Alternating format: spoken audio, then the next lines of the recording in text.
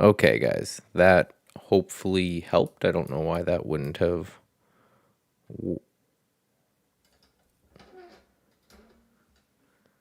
Okay, perfect. So, yeah, some little sound issues, but we got that fixed. So, thank you all for being here.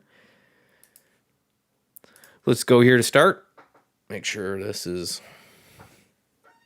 how it is. So, again, welcome. Thanks everyone for coming or watching this if you're watching it later. If you're new here, what I do every weekend is I sit down and I go, okay, what happened last week? We scan through the markets, crypto markets, stock markets, some commodities, things like that. We do a little post-mortem on what happened last week. We take a look at what we think may occur next week. We go over these small, short 1-minute videos of stocks that I'm interested in throughout the week, see how I traded them, if I traded them, things like that.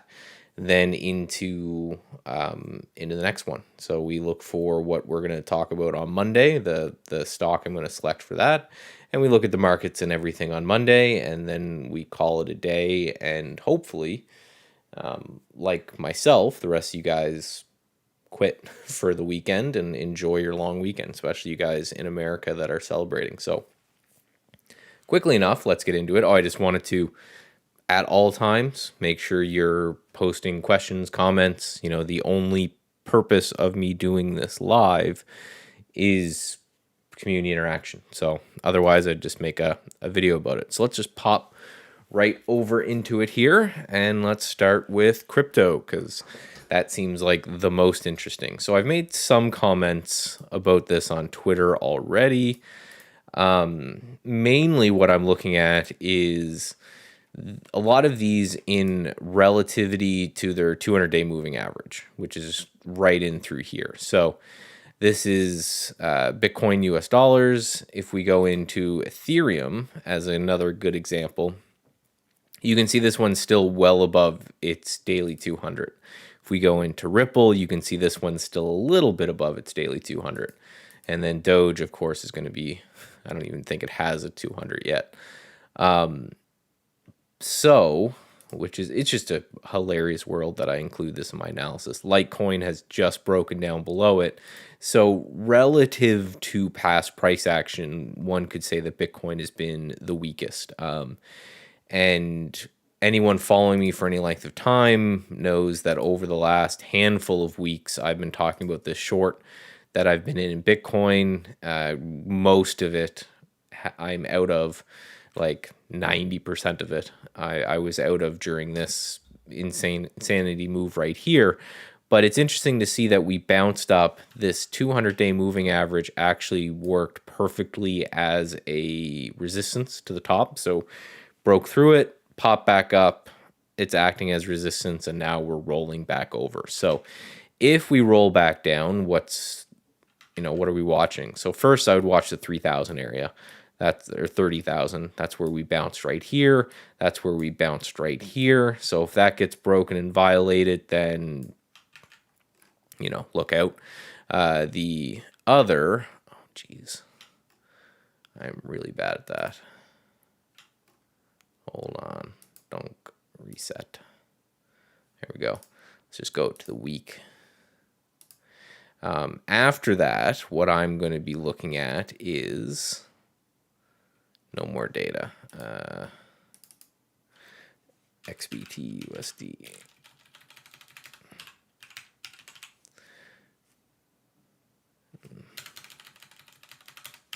It's all about, one important thing when you're analyzing crypto is make sure that you're getting it from different exchanges. So I usually try to get mine from Kraken, just simply because it's been around for a long time, so it's got a lot of data. So if we fail at that 30,000, this has got to be where we look at next, is 20,000. So full disclosure, I already have some bids in place, from 25,000 to 15,000, just spread throughout as I will buy an amount that if it goes to zero, I won't be happy, but I won't be outside holding a cup. So again, just always want to talk about before what I do before I do it. And that's what I'm looking at here with Bitcoin, is just that, there's no reason to be long it for a trade. Most things I talk about, I'm talking for, maybe the next week or two. There's no reason to think that we're going to bounce because of that. But if we can kind of get in this area between the 200-week moving average and that prior high, so again, from 25 to about 15, I have just orders spread amount just to buy as it comes in. And again, and in an amount that if we bounce back to the highs, I'll be happy, but I'm not going to be, I'm not like YOLOing Bitcoin or anything. It's more of I would like to buy some if we pull back, hold it for as long as, just put it away somewhere. It's that kind of thing. It's an investment, not a trade. And I may do it in BTCC. Do they have that here? No, they may not have the Canadian.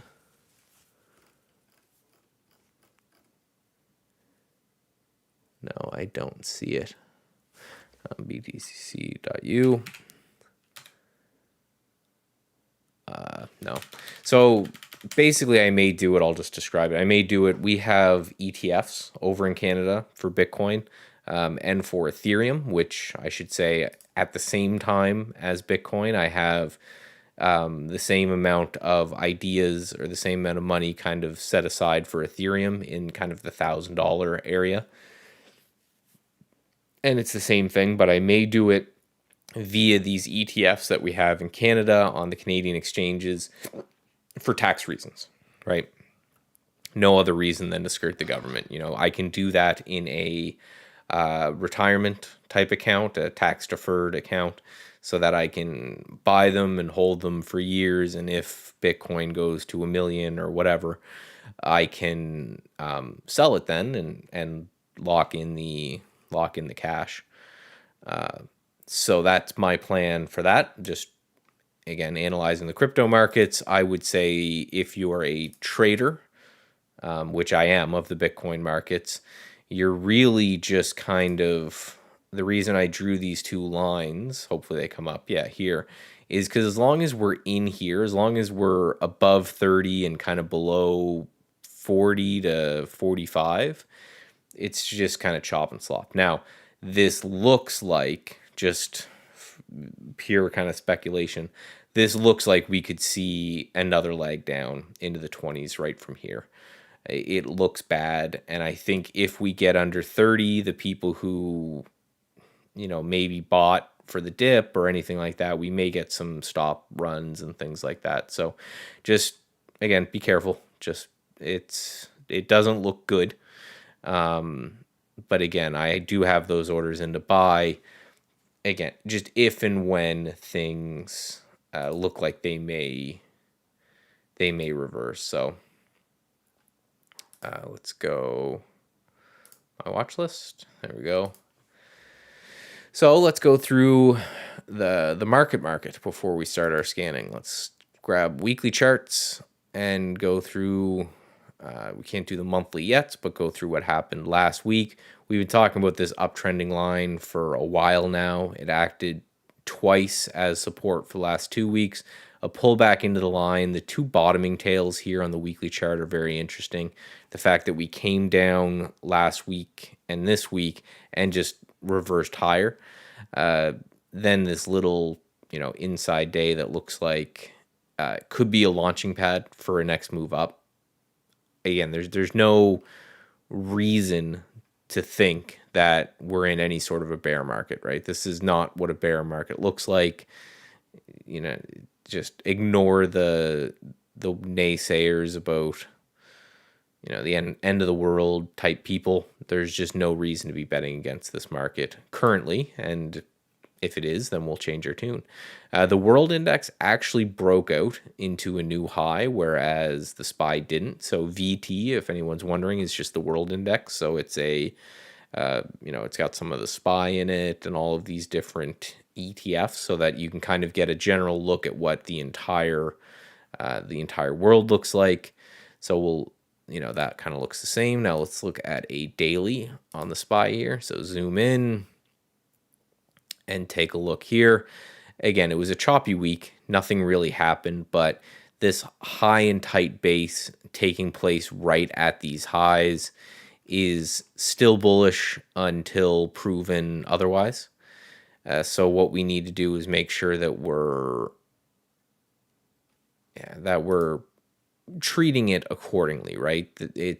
We're not breaking out to new highs. We're obviously not running in the near term, but there's no reason to think that this is anything but another leg up in a bull market until, and I've seen this analysis a bunch on Twitter, there is maybe a potential head and shoulders happening here, but for a head and shoulders to happen, it has to break the neckline. So we're still far away from that. So generally, just everything's look bullish. So now we always like to come into this chart right here where we show this virtual machine's running a little bit slowly. Close some things. We like to look at this, which basically shows us what industries are making up what part of this performance in the overall market. So if we take a look at this, and this is from a website called Koifin, which is a free site that does this cool little breakdown. You can see real estate performing the best. Communications did well this week. Consumer discretionary actually did well this week. It's more of a mixed bag. So we're seeing utilities and energy down here, but it's very rare that you see XLK and XLF move up at the same time. So XLK is your technology.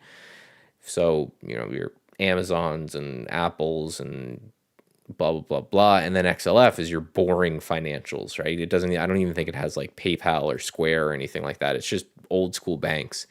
And last week we had the XLF up 1%, the XLK up 1.62%. So it's kind of a mixed bag, which we'll look at in a second. And actually, let's just go do that right now when we go into our comparison charts. Leave me alone. So what I like to look at here is basically different instruments over other instruments. So for example, this is the growth versus value. So IWO is a growth ETF by the Russell, and IWN is a value ETF. So this is growth versus value. And you can see that value has been outperforming growth since about February, consolidating nicely, took another breakdown, and now is actually consolidating and retracing a bit. So it may be to the point where we're seeing some growth actually outperform value again. There may be a bit of a rotation back from one to the other, and it may just be messy, right? It may just be that we're going to get this swap between growth doing well to value doing well to all of this. So, the choppiness that's going on in here, to be expected. Another one I like to look at is XLE versus TAN, which is your dirty energy versus your solar. And you can see that the dirty energy has still been doing well relative to solar. So this is a rounded bottom that could actually resolve higher. So it could move much higher. And again, still be in an overall trend that you want to be looking at.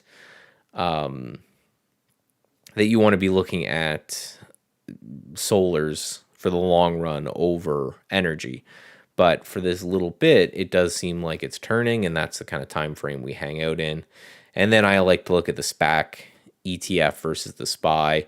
A little bit of a bounce in SPACs relative to the SPY this week, which kind of corresponds with what we're seeing in growth versus value. So all of this analysis kind of brings us to the point that things are gross right now. They're messy, they're choppy, and a lot of people may notice this in their own trading.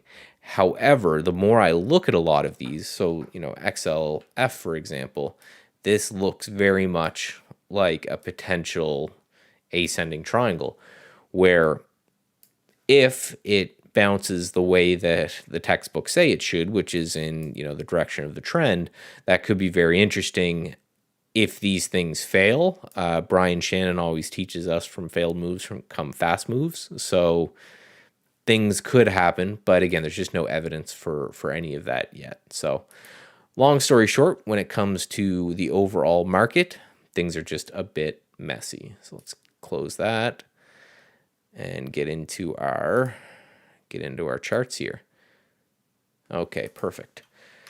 So again, the docket today is to do what we just did, scan the market, come up with a synopsis, what I think for next week.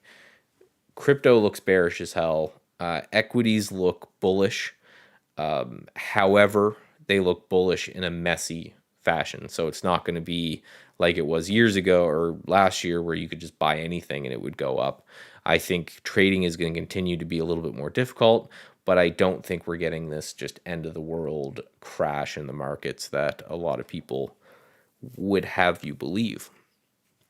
So next, let me go to review all of those short videos that I do throughout the week. So again, if you're just stumbling across this, stream now, just note that I do videos pretty much every day on the channel, and you can go through and see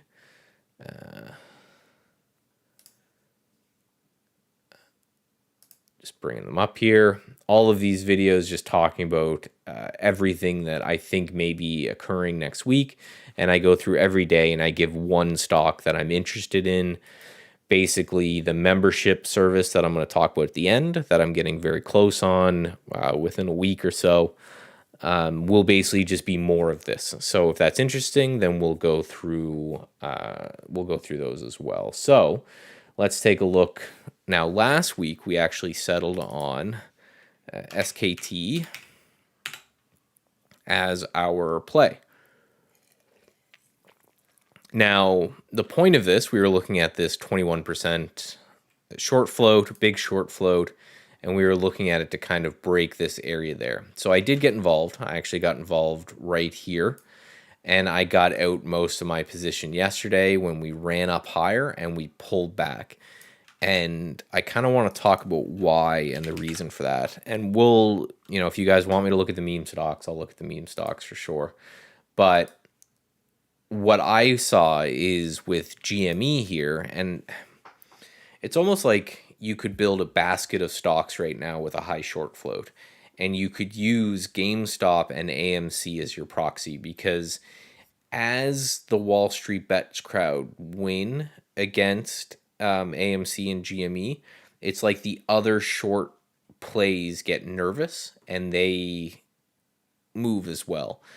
So you can almost look at them as an index, which is what I was kind of looking at. So when I saw GME gap up and immediately start to sell down, I had a bit of warning and I used that to exit most of my SKTs. So I bought 700 shares or so, I think, and I have 100 left. And I'm doing that a lot with these stocks that I think may have long-term potential.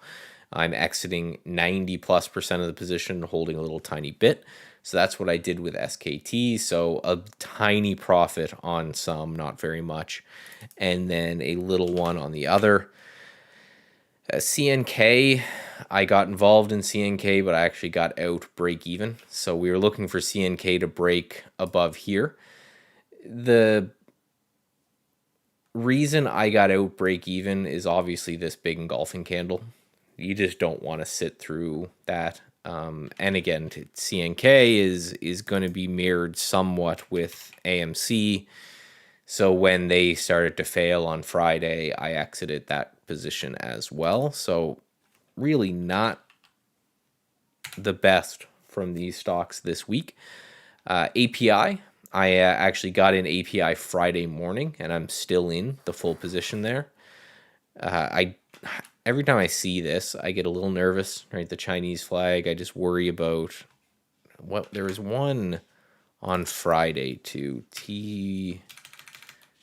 THYT. TYHT. That one. These things make me really nervous when it comes to, just bad reporting and fraud and things like that. But I am an API, CHCI. For Friday kind of thing.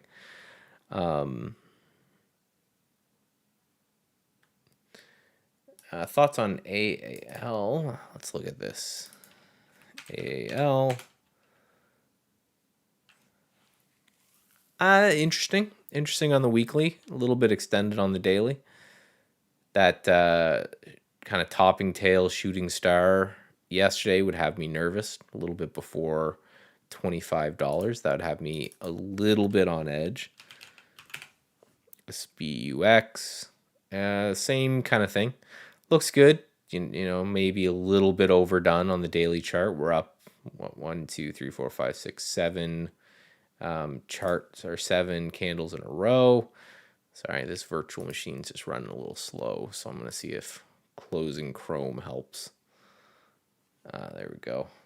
So yeah, I'd say both those look very good on the weekly and just maybe a little overdone on the daily. So if you're looking to get involved, maybe you try to snag a little bit of a pullback.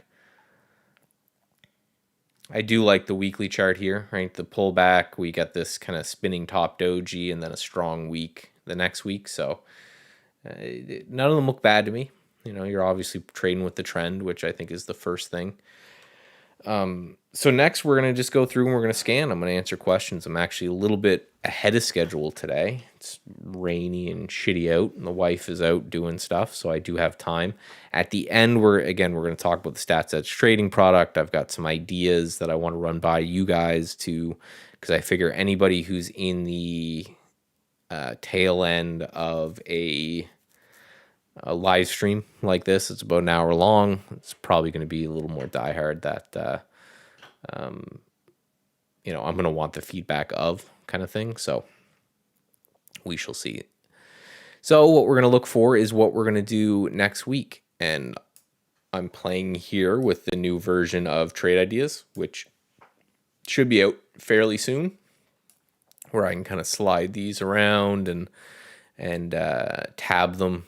The tabbing part I think is my favorite. So I've got all my scans tabbed in here. We'll go through. Saves so much screen real estate when it comes to scanning. Very, very soon, I think it'll be out for you guys. That first iteration that I got my hands on was very buggy and crashed and did some things. This one still has some issues they got to sort out, but feels way more stable than the last one. And indicators, right? The other one didn't have indicators on it. Now this ATHA is interesting here. 3% short float, so not very much. Earnings out of our way. If you look here on the weekly chart, you can see that we've pulled back from 25 to 19, which is right where we bounced last time. And then we bounced there a bit and have just kind of been chopping sideways. $20 seems to be a super important level for this. If we slap it right there. So over 20 maybe starts the new trend. Be interesting to see. Is this optional? Yeah, 14% option volume today. The reason I ask, and this may be something that's I talk about later, I want to do, as soon as Tastyworks comes to Canada, me and Chicago Sean McLaughlin are going to do a series where he teaches me a little more about options, because what I've been doing, just I guess side rant, when I've been saying that I've been selling like all but 100 shares on some of these trades because it's just been so choppy. I guess you can see I'm in Fastly right here. I bought, and this is more or less what I'm going to be trying to do going forward. I bought some Fastly around here somewhere, I think. I think it was maybe on this candle or this one here. Can't remember. But anyway, I'm in like 42.50, somewhere in this area. My theory being that this thing may have bottomed, just because it was kind of the breakout area here. We've broke out, and then we've put in this low, and it's just kind of been sitting there ever since. So it may be time to turn up and at least retest this bottom area, which sits at about 60.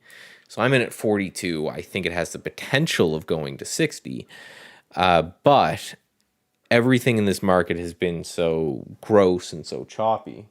Sorry, I never know if there's dogs behind me or how many there are. If I'm right, and this thing has the chance to kind of grind up to fill the gap, and then who knows, maybe higher, I want to be able to participate in that. But at the same time, things have been so choppy recently that I want to be able to take my money and go. So I'm working on strategies to deal with both. So what I've ended up doing with Fastly, and if this works, I'm going to continue this on for other instruments as well, is I took the trade as the algorithm kind of said I should take the trade and buy the stock, where the algorithm said I should buy the stock. And I bought 700 or 800 shares or so. And then this thing got a pretty good pop, in which I made double my risk in about a day. I was risking originally $500 on a total. I had a much tighter stop than this one. I've loosened this up a bit since then. I sold all the shares but 100 shares. So I have 100 shares of Fastly now.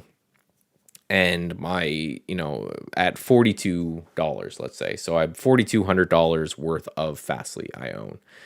So that now that I know that, I'm going to start, and I've been doing, so I'm just going to pop out chat here.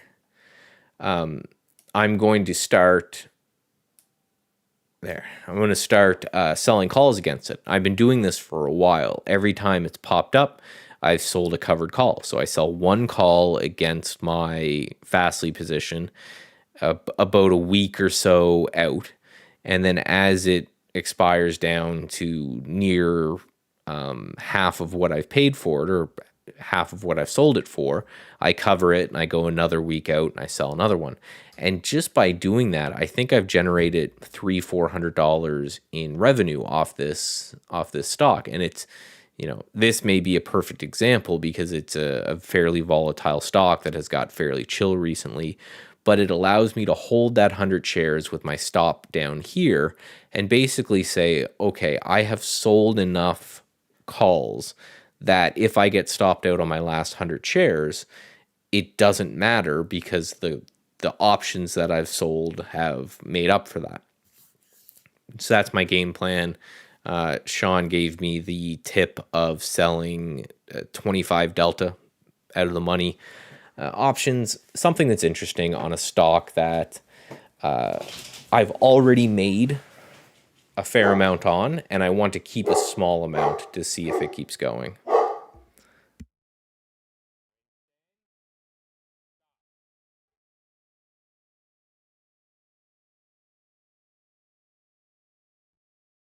Sorry, my dog's barking at something. It's probably nothing, but let me just check my cameras just in case.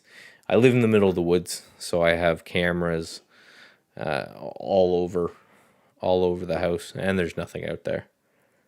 There's never anything out there. I swear to God, he just barks at his own reflection in the window.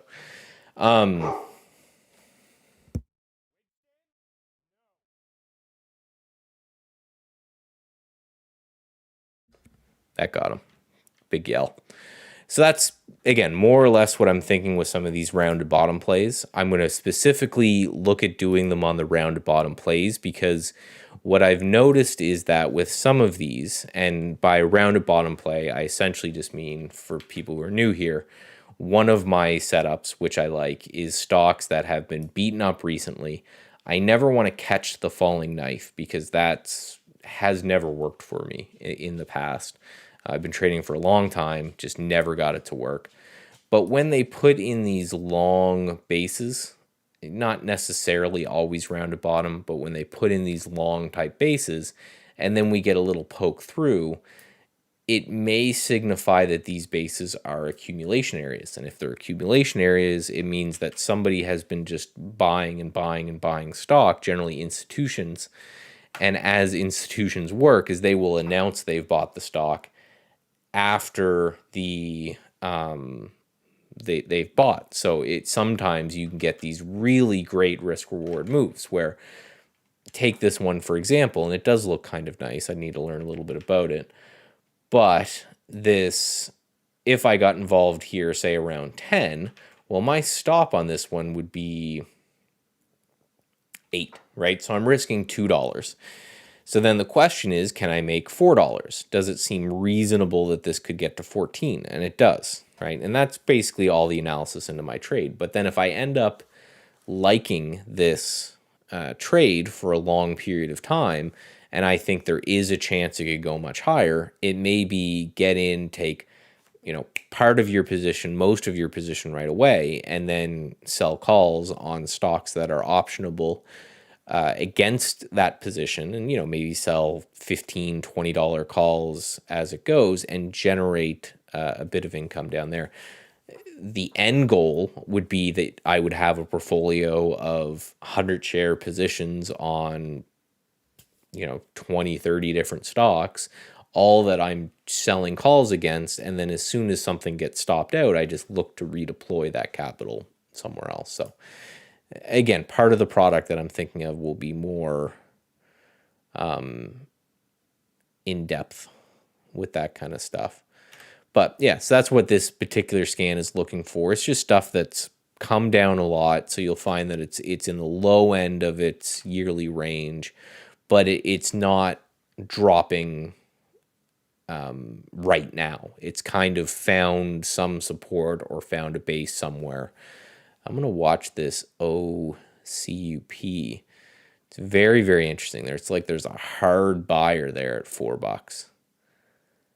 So maybe you could get involved at 460 and out at 6, which would be an okay one. Yeah, Brett, the round to bottom breakout scan has been very good this week. I've gotten a couple good movers from it. ODT, I'll put ODT on lists. I know my buddy at Trade Ideas, Chris McKay, I think, has been watching the hell out of ODT here.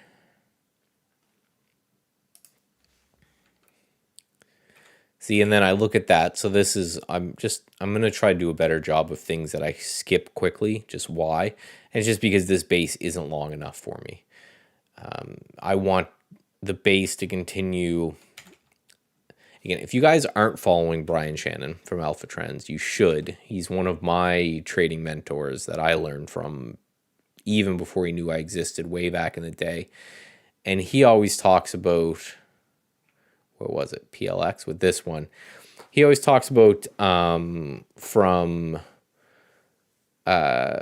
he says, if they don't scare you out, they'll wear you out, is one of his sayings. And basically what he means is that when a stock drops dramatically, if it doesn't continue to drop and continue to fall more and more and more, what will happen is these long bases occur. And if you're long already during one of these bases, they can wear you out, which is just you watch your position do nothing for months, and then they pop it generally right after you sell. So what I look for is on these type of bases, I want to see this go for way longer before they make a move higher, just to make sure that wear you out phase has been completed. So question, did Jess ever complete her trading journey? Yes, and we're hoping to do a series on that soon. But what happened was she couldn't be bothered to, sit down every night and scan through the things and place the orders and do the analysis. She couldn't be bothered. Just couldn't find the motivation. She has her own business that she's working on in the dental hygiene space. Other things going on. Just wouldn't care. But she's actually one of the reasons I created the TI Strength newsletter, and she's been using that, where I set her up with a $2,000 account on something called Wealth Simple in Canada. It's the Canadian Robinhood, mobile phone only. I'll show you, not sponsored unless they want to come sponsor me, in which case, hook me up. Where is it? I want to add funds. I want to go to accounts. I want to go to, right. So I have one here. I don't think there's any account numbers, but yeah, it's your typical Robinhood type of, right, where you just have like, you can see about 5% last week from TI Strength stuff, right? Your simple, basic, everything is just super, big button, easy to use, great for people who may not be the best at doing stuff, but you've got watch list features and all that, so basic stuff. So what she's been doing, and we're going to make a video about it soon, is she's been taking some of the suggestions, and I've been telling her to pick one. So you send you 5 emails a week, pick one that you like, buy it based off of a weekly chart, and hold it for a while. So basically trying to figure out a way for her to continue to trade while doing her other stuff. And so far, I think she's doing okay. I think she's kind of break even, but that's still fine. So MRO, she got involved in, which was one of the early ones. And I think she's in Cake now, which was another one. I think she's in Cake somewhere in this area with a stop under that low. So she's about break even. But we're doing just longer term holds and things for her as well. So that's how we've been doing it. And that's the reason, one of the reasons I built that is because while watching her and saying, well, I've got other stuff to do. I don't want to sit down and install things and do all this. I just want to be told kind of what to do. And that's what the TI Strength newsletter is meant to do. So hopefully that will be a cool way to show a way that someone who, couldn't be bothered with doing the work to trade can get some sort of benefit off of something I've done in another way, right? But the beauty of it is that I'm trying to find her a good mobile app.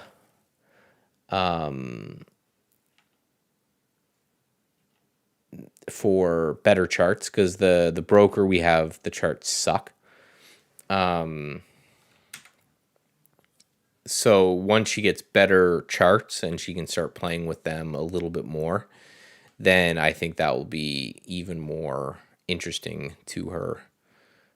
But yeah, and I've the account that I just showed you there, the one that's up 5% this week. At some point soon, I'm going to actually start doing the same thing with her, where I put 5,000, I think. Yeah, around 5,000 US into this account.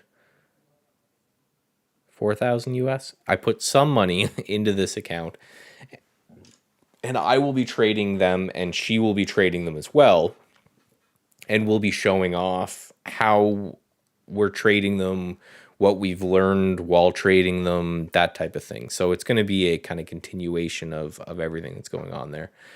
Ramp is very interesting to me.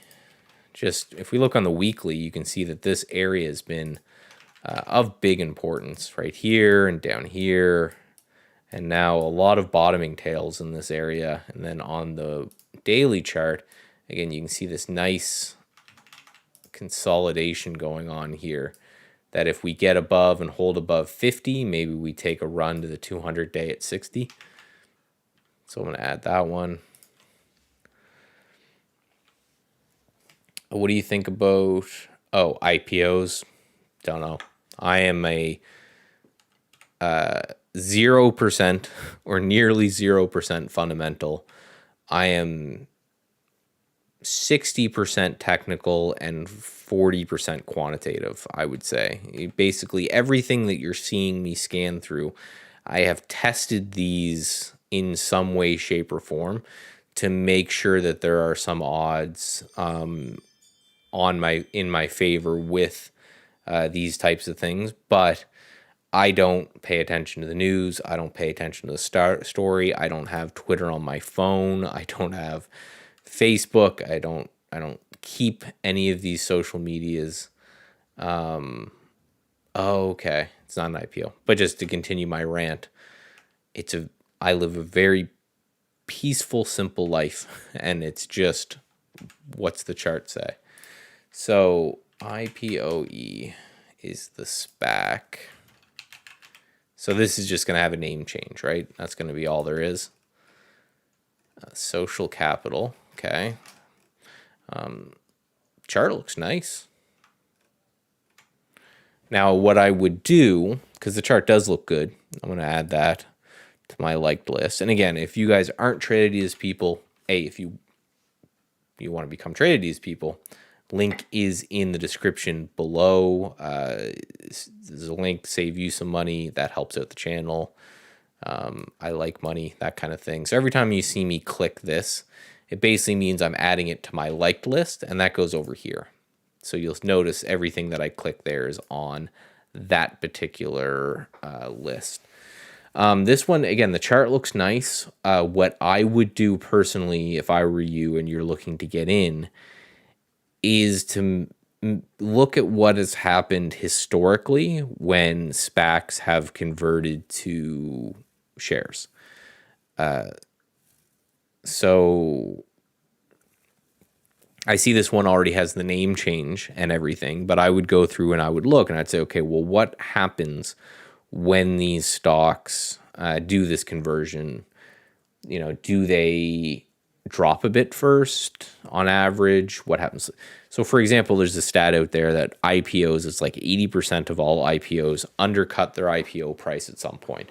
So it means if you're looking to trade IPOs, you can take that stat and then you can combine it with what you're seeing in the market and then come up with a plan. So what I would do if I was researching one of these as a trade is I would go through and say, okay, what happened to a handful of other ones when they made this conversion? Did they just rocket off the bat? Did they pull back a bit? What generally occurs? And then you don't just do whatever normally happens, but you take that information, you add it to your own technical analysis that you're doing, and build a trading plan for Tuesday that says, if this, I will do this. If this, I will do this. If this, I will do this. And then you go from there. So for example, if they don't change much off the open and the price is going to remain the same, I would just say, well, watch $20. If we look like we're going to close above $20 or so, then, maybe you can pick it up depending on your time frame with something down under 19. If they're normally incredibly volatile on the first couple days when they convert, maybe you sit out. You wait to see that kind of thing. Yeah, it's still. I see you said opens Tuesday, but just what happened to space when it converted? What happened to pick 10 SPACs that converted? Because if it's converting on Tuesday, you obviously can't trade it until Tuesday, right? Markets close Monday. So when you're able to trade it, it will be converted. So what you want to do is you want to say, okay, what normally happens when that occurs? And then take that and push that over and say, okay, if they normally do X, I'm going to watch for them to do X. And if they do X, I'm going to do this, right? And that's how you should build these plans, because there's been enough SPACs kicking around that there should be some sort of a reference to what would happen. So the question is, why not KMR? It looks nice, looks great on the weekly chart. Just on the intraday chart, there's just a little too much junk right next to it. So we may, we may chop around there. So it just looks like there's a little more overhead resistance than I would like. And then I looked at it quickly and said, okay, well, a reasonable stop on this would be 42 to 40, right? So I'm risking 5 points or so. So I would need to make 10 points, which, gets us to around 60, which just isn't, there's so much resistance at 60. I just think there's, maybe I can get a 2-to-1 for this, but I don't want to maybe get a 2-to-1. I want to have enough room to get well over a 2-to-1. And that's why, thank you for slowing me down. That's why I try to slow me down, just because, I go through this stuff quickly, and it's just mental stuff. I'm afraid of missing out during the blowout results. Should I be worried about missing out? You shouldn't, right? You should never succumb to FOMO. And it's hard, and I do the same thing, right? Like, a lot of you guys know that I bought a bunch of GME earlier the year at 40.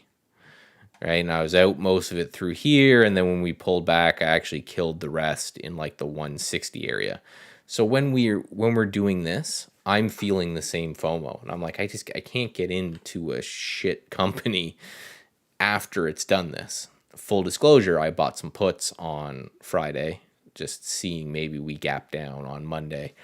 Very small position, but everyone's doing it. But I need to, every time I start to get FOMO about this, or crypto, that during the last run I wasn't nearly as invested as I wanted to be, things like that, is that this trade doesn't matter, right? That next trade, whatever happens to this IPOE, it doesn't matter, right? You're not, unless the trade is big enough that if you're right, you're going to retire on, you shouldn't get FOMO from it, because it's just going to be one of hopefully 1,000 trades that you take. Hopefully you're in the game and you're trading long enough and you're making such good money that you trade until the day you die. And I have no idea about you or your age or anything, but let's say you're, I don't know, midlife. You're halfway through your life right now. Well, hopefully you've got tens of thousands, if not more, trades in front of you. So this next trade shouldn't matter. And that's the way I look at trading. All of these things, I'm scanning through, I'm trying to find something that I think has a great probability of doing well, but none of them matter individually, right? All that matters is over 10,000, 20,000, 100,000 trades that I'm right, hopefully a little bit more than I'm wrong, and that I edge my risk reward good enough that I make money in the long run. And that's it, right? And then if you are trading something big enough that you could retire off of, be worried about that one as well, right? Because that means if it goes wrong, then it could push back retirement a certain way. So every time you're feeling FOMO, just tell yourself that, right? It's not about the next trade. It's about the next 10,000, 20,000 trades. And that's how much you need for your edge to show anyway, right? If someone says, hey, I made 5 trades and I never took a loss and all my 5 trades are great, aren't I the best trader ever? I'm a guru. You should do exactly what I tell you to do. I'm just so great. That's not enough. That's not enough data, right? It's just not. You're not. Sorry, just muting things. You could pure randomness get those types of results. So again, it's can you be in it for the long run? And to do that, you got to battle the FOMO. This last scan is a new one. It's got some customs in it, so I can't share it, but it will be on the Stats Edge trading product when that comes out. Is a pullback algorithm that I'm working on, where I'm looking for stocks. Let me add this one. I'm looking for stocks to pull back at areas that I think they may bounce, watching them for a few days for a move off that level, just trying to crunch that risk reward as much as possible. So like something like IRWD, I really like that. Let's do this. We had resistance there, and then it's pulled back into it as support here.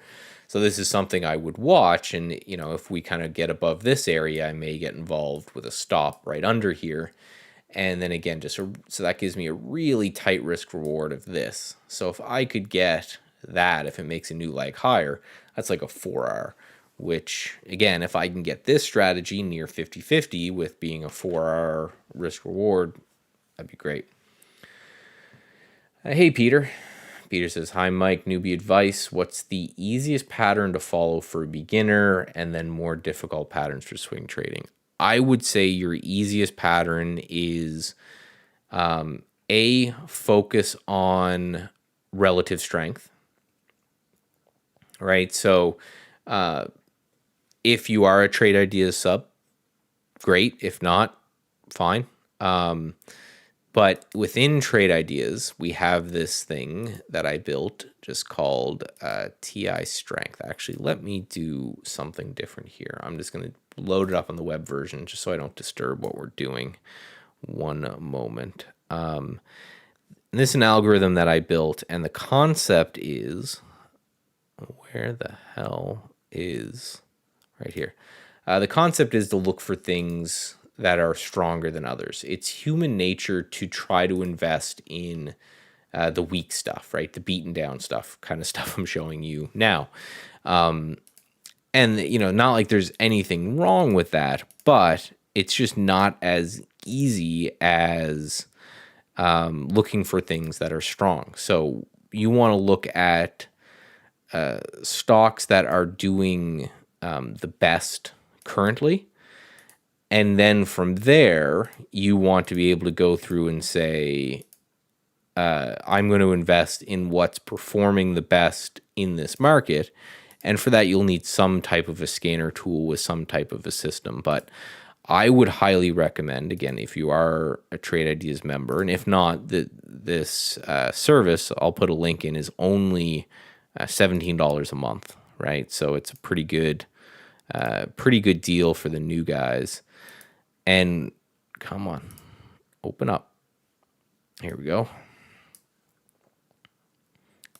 I'm going to rearrange these layouts on the web very, very soon. I really don't like them. But yeah, so these stocks are going to be stocks that are all relatively strong. And you can see, right, the trend of just from the bottom right to the upper left that are moving slow and steady, not massive spikes one way or the other.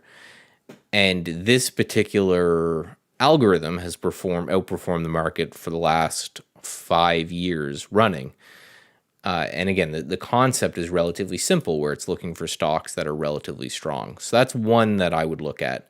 The other is the bull flag pattern, right? I would take a look at that as simply draw it out as a stock pushing higher and then consolidating a little lower. Does anyone have a good example of a stock to look at that would be kind of, what did I say? XLF was a textbook bull flag kind of thing. There we go. Let's make that one big chart. But again, so you look at the stock and you say, okay, what's the trend? What's the overall trend? And just look at the bottom left of the chart and then the top right of the chart, right? This thing's obviously in an uptrend. And then you want to wait for patterns of rest, right, where these things are consolidating. And then you want to look to build a way, and you're going to have to build your own way with all this. It's kind of the nature of it, is a continuation of these strong trends. And the reason that I think that that's the easiest way to trade is that you're always sticking with the trend. You're always buying things that are strong regardless of the market, right? You're staying out of stuff that's getting hammered and trying to buy on the way down, and things that can be mentally very taxing. And it's a simple strategy of this thing's strong and now it's resting, and I'm going to buy it when it looks like it's waking up from that rest, continuing in that direction. So I hope that makes sense. And the last thing I will do is make sure I have this free trading course. If you haven't taken it, let me give you the website and have you recommend. You may have already, and that's fine. But again, this is something that I've built that is free, that will always be free. It's 39 lessons long. So go check it out. If you don't like it, it's fine. It didn't cost you anything. And that would be a good way, because there we talk a lot about building trading patterns and the importance of building trading plans and the importance of risk management. because the pattern's only part of it, right? I'm going to be one that always say I am not right any more than 55. I'm on the 10th lesson. Okay, great. I'm not right any more than 55, 60% of the time, if then. Oh, thanks for the compliment, Peter.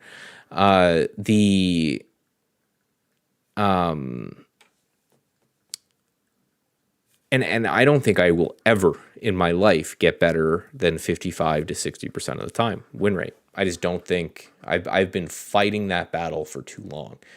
And my trading jumped dramatically when I internalized that and said, you know what?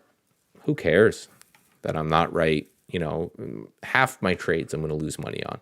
And as soon as I internalized that and stopped fighting against it, my trading got so much better. So make sure, Peter, when you're watching that, the patterns are good. Pick one that resonates best with you. Again, I would look at the bull flags, the pennants, all of those things. The continuation trades instead of the reversal trades. I would focus on those, focus on trend, but then understand if you can get that you're 50-50 right, that you're fine, right? Everything past being right 50% of the time is all about how you can identify the ones you're wrong in quicker. And how can you build plans and strategies to make sure the ones that you're in correctly, you ride for longer. And that's it. That's your game. How could I have gotten a better fill in this trade? How could I have tightened my stop without it becoming unreasonable in this trade? What could I have done to make sure that I was involved in this stock that continued to rip higher for longer, right? These are the kind of questions that really matter. And then everything else is just hyperbole. And this is why, the gurus out there that are saying, oh, I'm right 80, 90% of the time and I make 1,000,000% a week. It's just horseshit, right? It's my equity curve looks a lot like this every year. It looks a lot like a couple months of this, and then maybe one of these, and then a couple months like this, and then maybe a little of that, and then a couple months like this, and maybe a little of this, right? My equity curve does not look like that, and it never will. I wish it would, but that doesn't matter. So my goal is to say, okay, during these periods of pullback that things aren't working, how do I lessen that? How do I make that pullback a little bit less? And then when they do this kind of spike, how do I make sure that spike is the biggest it can be, right? And then a little bit of pullback, and then day trading, my day trading equity curve may be a little bit more consistent, if not slower. And it's just because of the style I have that I load into a whole bunch of trades and then I load back out.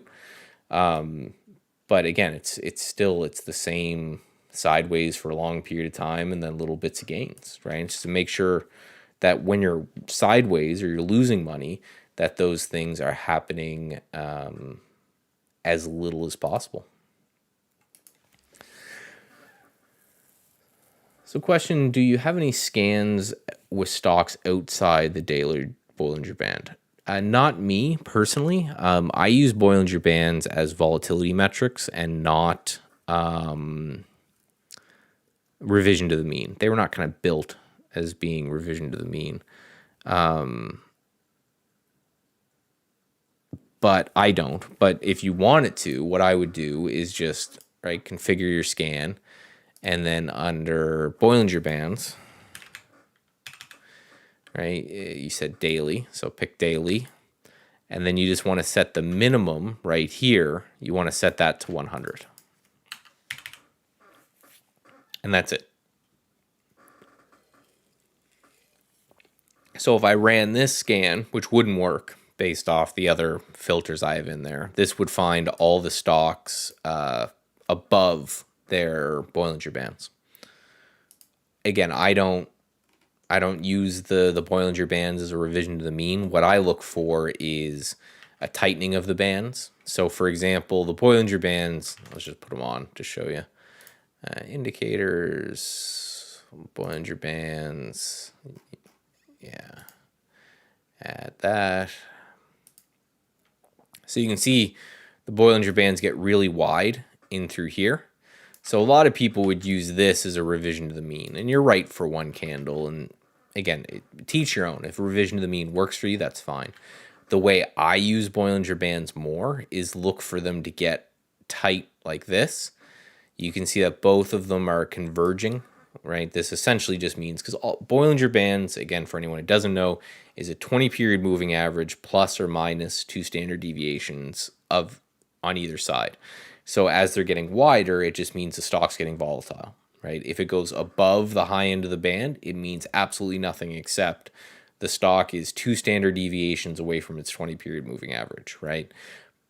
But where I like to use them is when you see them kind of consolidate like this, it's a visual representation to, okay, the volatility used to be like this, and now it's getting tighter and tighter and tighter and tighter and tighter. And volatility is mean reverting, which means that this tight volatility isn't going to last forever. At some point, you're going to get an expansion of volatility, which we can see really happening right here. So the way I look at this is I say, okay, if the Bollinger Bands are getting very, very tight, I'm going to look to see if this breaks in the continuation of the trend, which it did right here, and then kind of away we go, right? You could say, right, it's good to take profit when we're outside the band because we may just chop sideways, but we're outside the band here and went a lot higher, and then we were outside the band here and went a lot higher. So that's why I have this pink line, and I use that as mainly my exit on these. So if that makes sense, but again, to each your own. I find revision to the mean trading mentally exhausting. just mentally insanely exhausting. Last question. Currently, I use RBC Direct Investing. Canadian Canuck A. Something to give me an edge. I was wondering if IB is something you'd move to. I like IB.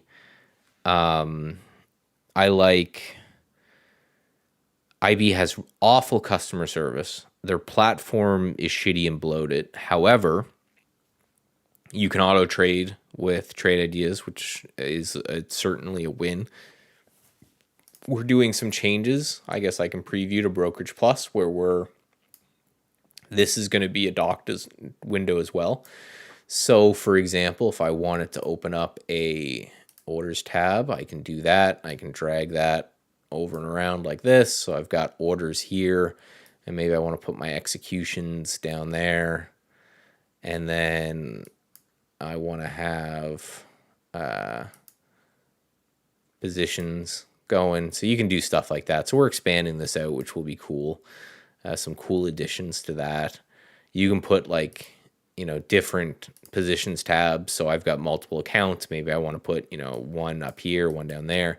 And then eventually we'll be able to put Brokerage Plus inside of this window here as well. So I can hide it behind a chart, which is good because I'd rather watch the charts all day than my P&L tick up and down.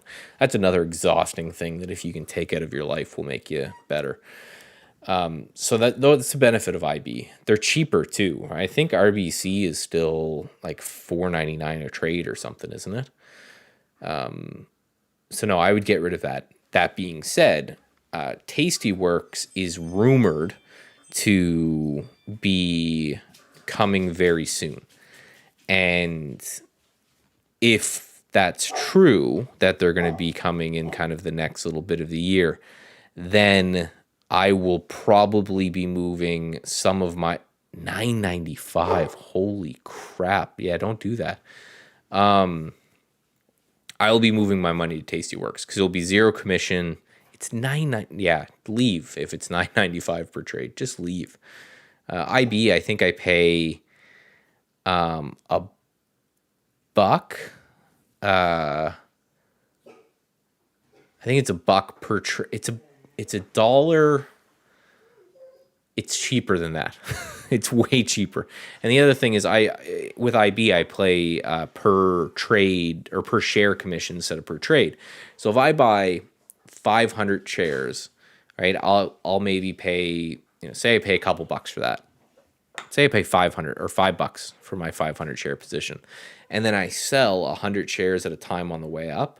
Well, I'm selling, yeah, a dollar per side. Then I'm selling at a smaller amount. I think it's $1 minimum, but then it's like a weird per share commission. But yes, if you're paying 9.95 a trade, leave. Just there's no sense. And I know in Canada we have way less options, but IB is an option. I would go with them. Plus, they're huge.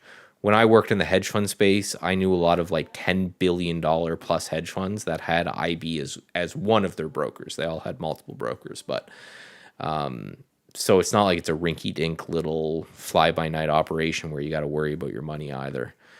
That being said, I don't like their platform. It's big, it's bloated, it's cumbersome, and I don't like their customer service. But the platform, I use Trade Ideas, so I completely get around that. Tastyworks, I will say their platform looks amazing from what I've played with it. Their customer service is supposed to be top notch. There's zero commissions. Their platform is built off an HFT system. If we can get Tastyworks to play ball with us, we're going to build it into Brokerage Plus. But right now, they're not. They're not down.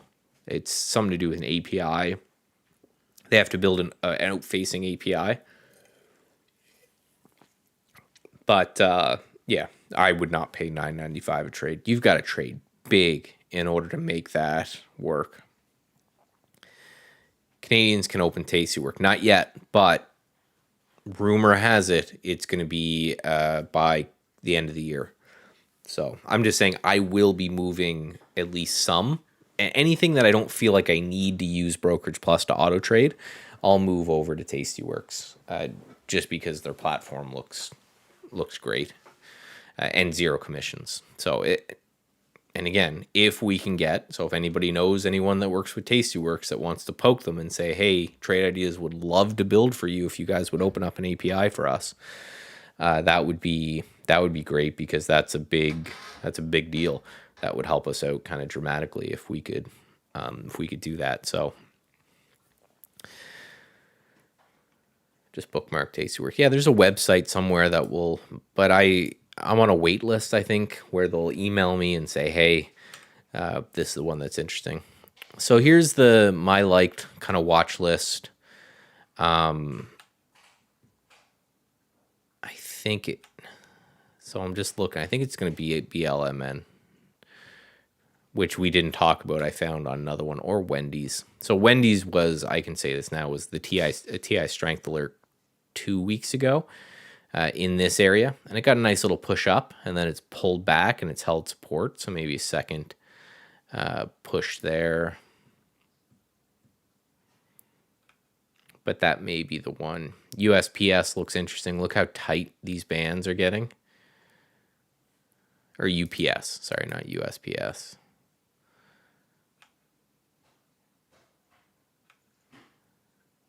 Yeah, so I'm gonna make it BLMN. I like the 18% short float. I like the fact that it's been very, very strong, pulled back, putting in this lower base.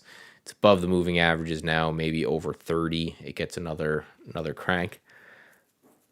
So just FYI, just while we finish up our chat, but yeah, Wealthsimple should fix their platform to make it more complete. Yeah, they don't need much. They need some good charting. They need maybe a better web interface. Not even good charting. Just get rid of the shitty line charts and give me candlestick charts that I can move around. But there's really nothing that we can do there. So let me log in to my Squarespace account and show you guys the product before I get going and talk about what I think should be good. And I know it's probably not like the best thing to let everyone in on the development of this, but I don't care. I think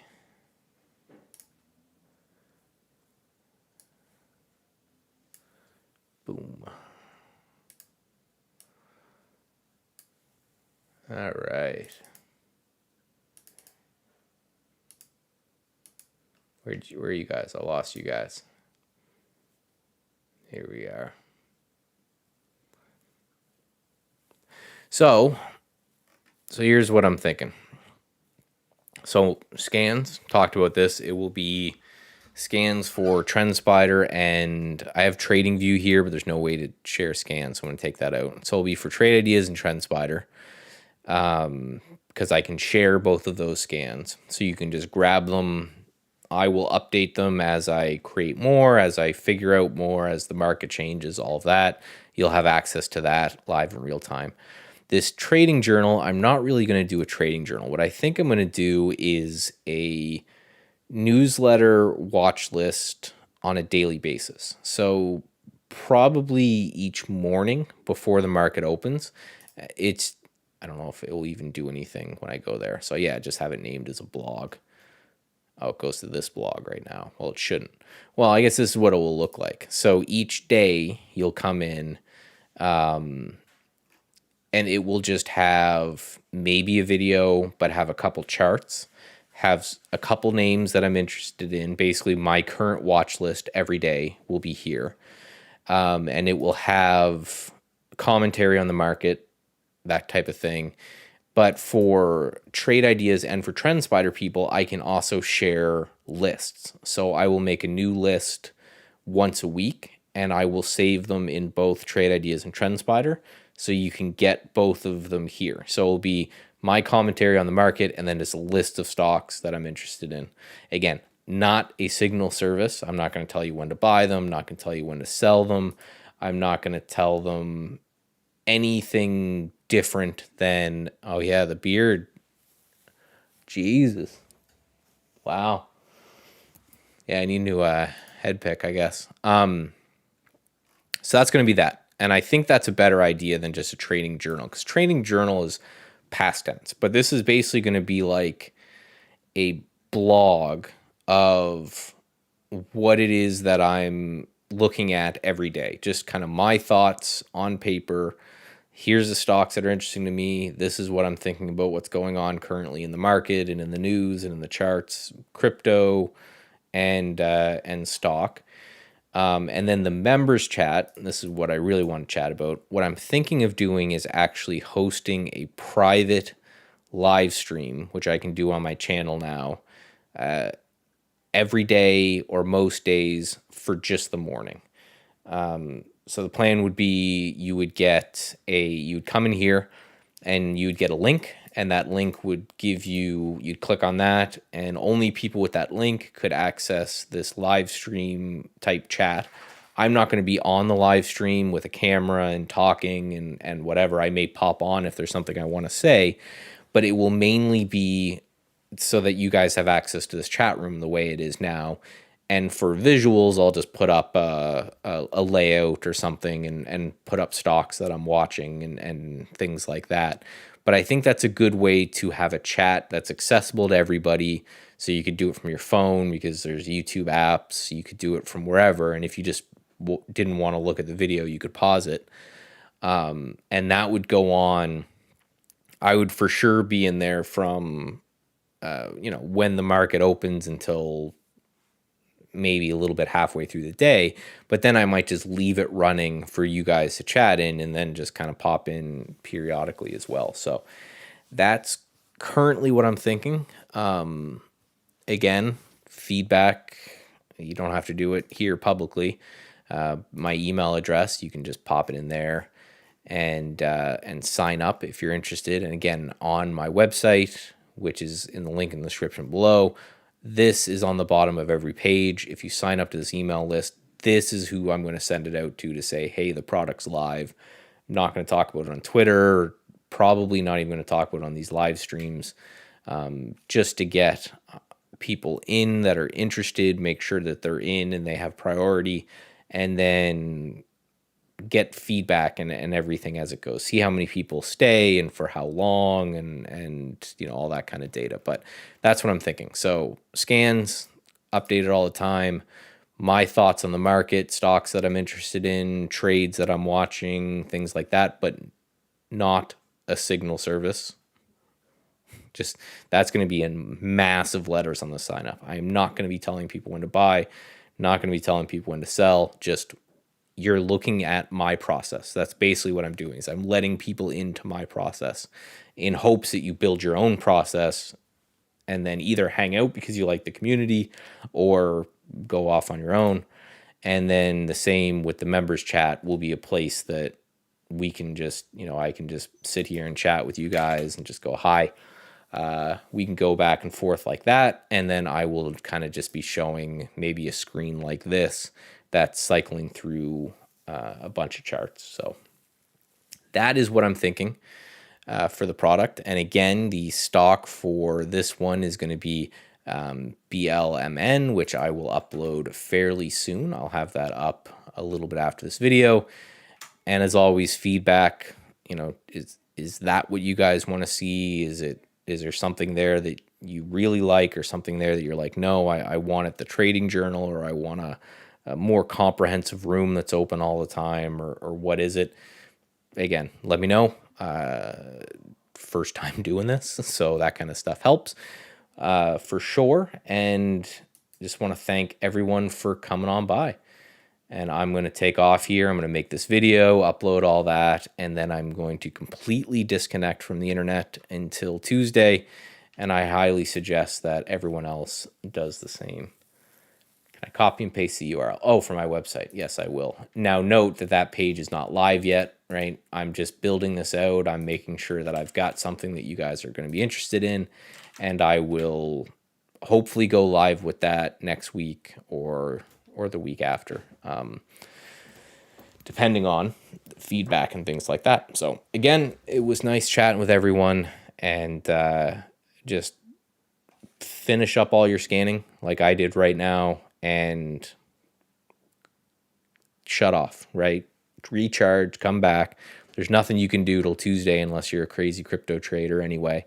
So until then, recharge, build plans, and come back fresh and ready to go. So thank you, everyone. Have a good weekend, and I'll talk to you soon.